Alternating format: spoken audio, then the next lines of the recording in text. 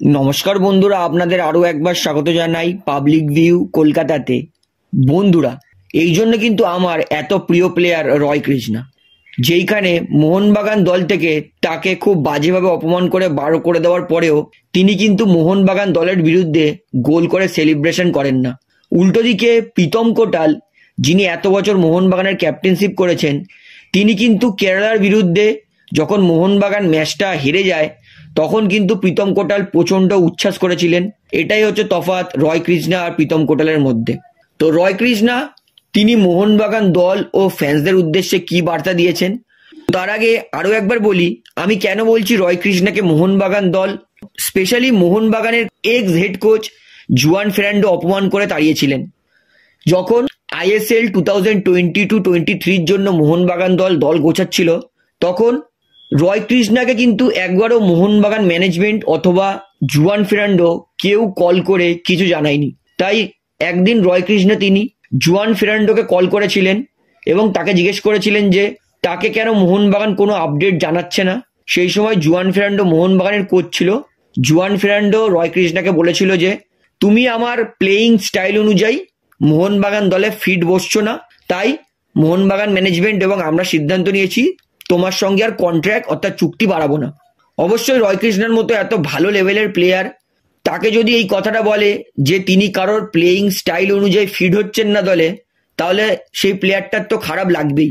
তো রয় কৃষ্ণাকে এইভাবে অপমান করেছিল জুয়ান ফেরান্ডো। তা সত্ত্বেও কিন্তু রয় কৃষ্ণা মোহনবাগানের বিরুদ্ধে বেঙ্গালুরু এফসির হয়ে ফাইনালে গোল করেও কিন্তু সেলিব্রেট করেনি, উড়িষ্যার হয়েও কিন্তু তিনি গোল করে সেলিব্রেট করেননি। এতটাই বড় মানের প্লেয়ার রয় কৃষ্ণা। এবং কিছুদিন আগে সার্জিও লোবেরা তিনিও নিজে ইন্টারভিউতে বলেছেন যে তিনি খুব সৌভাগ্যবান যে রয় কৃষ্ণার মতো এত হার্ডওয়ার্কিং প্লেয়ারকে নিজের দলে পেয়েছেন। তিনি বলেছেন যখনই আমি জানতে পেরেছি রয় কৃষ্ণা ফ্রি এজেন্ট আছেন, আমি লাস্ট 2-3 বছর রয় কৃষ্ণা কি করেছে সেটা না দেখেই রয় কৃষ্ণাকে সঙ্গে সঙ্গে ফোন করেছিলাম যে তিনি যাতে উড়িষ্যা দলে যুক্ত হন। এবং আমি জানি, কারণ রয় কৃষ্ণার খেলা আমি এর আগে দেখেছি। রয় কৃষ্ণা এমন এক প্লেয়ার, তিনি যেদিন কারে গোল করতে পারবেন না সেদিন দলের হয়ে কিন্তু ডিফেন্স করে দেবেন। এরকম লড়াকু মানসিকতার প্লেয়ারকে সবসময় দলে দরকার হয়। অর্থাৎ সার্জিও লোবেরার মতো কিন্তু এত সফল কোচও রয় কৃষ্ণার প্রশংসা করেছে, সেইখানে জুয়ান ফেরান্ডো রয় কৃষ্ণাকে অপমান করে তাড়িয়ে দিয়েছিল।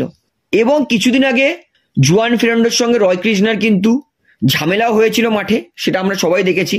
তারপরেও কিছুদিন আগে ভারতীয় এক সংবাদপত্র মাধ্যম যখন রয় কৃষ্ণাকে মোহনবাগান ক্লাব সম্পর্কে প্রশ্ন করে, রয় কৃষ্ণা কিন্তু আরো একবার আমার তো মন জয় করে নিয়েছে এবং আশা করি এইটা শুনলে মোহনবাগান সমর্থকদের মনও আবার জয় করে নেবে।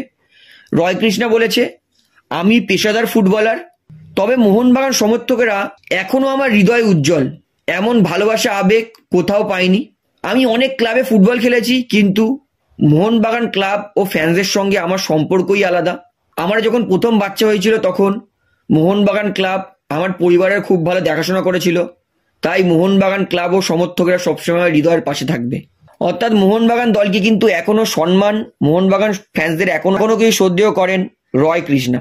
তো এর মানে কি রয় কৃষ্ণা মোহনবাগান দলে আসবেন? উত্তরটা হচ্ছে একদমই নয়। কারণ সার্জিও লোবেরার কোচিং ছেড়ে কেউ, আমি মনে করি না কেউ আসতে চাইবে। তাই রয় কৃষ্ণা এই মুহূর্তে মোহনবাগান দলে আসবে তার কিন্তু সম্ভাবনা নেই। এবং সত্যি বলছি, রয় কৃষ্ণাকে আমি এখনো মিস করি মোহনবাগান দলে। এবং রয় কৃষ্ণা যেই খেলাটা খেলে গেছিল মোহনবাগান দলে, তারপরে কিন্তু আর কোনো স্ট্রাইকারকে আমরা সেরকম পাইনি। জেসন কামিন্স, আর্মান্ডো সার্ডিকুর মধ্যে রয় কৃষ্ণার সেই পুরনো ফর্ম কিন্তু কোনোদিনই দেখতে পাইনি। আশা করছি আগামী দিনে হয়তো দেখতে পাবো, কিন্তু তাও একটাই কথা বলবো, রয় হচ্ছে রয়, এর কিন্তু বিকল্প পাওয়াটা খুবই মুশকিল। তো বন্ধুরা, রয় কৃষ্ণা কি বলেছে মোহনবাগান দল সম্পর্কে, মোহনবাগান ফ্যান্স সম্পর্কে, সেটা আমি আপনাদেরকে জানিয়ে দিলাম। এবং কেন রয় কৃষ্ণা আমার প্রিয় প্লেয়ার সেটাও কিন্তু জানিয়ে দিয়েছি। তো রয় কৃষ্ণাকে আমি এখনো মিস করছি, আপনারা কতটা মিস করেন সেটা আমাকে অবশ্যই কমেন্টে জানাবেন। তাহলে বন্ধুরা, আজকের এই ভিডিওটিতে আমার আপনাদেরকে এতটাই বলার ছিল। তো আশা করি ভিডিওটি আপনার ভালো লাগলো। তো ভিডিওটি ভালো লাগলে অবশ্যই লাইক করুন, কমেন্ট করুন, শেয়ার করুন। এবং বন্ধুরা, চ্যানেলটিতে আর নতুন আছেন সবাইকে একটা অনুরোধ করবো, তারা অবশ্যই পাবলিক ভিউ কলকাতা এই চ্যানেলটিকে সাবস্ক্রাইব করে বেল আইকন প্রেস করে অল করে রাখবেন। ধন্যবাদ।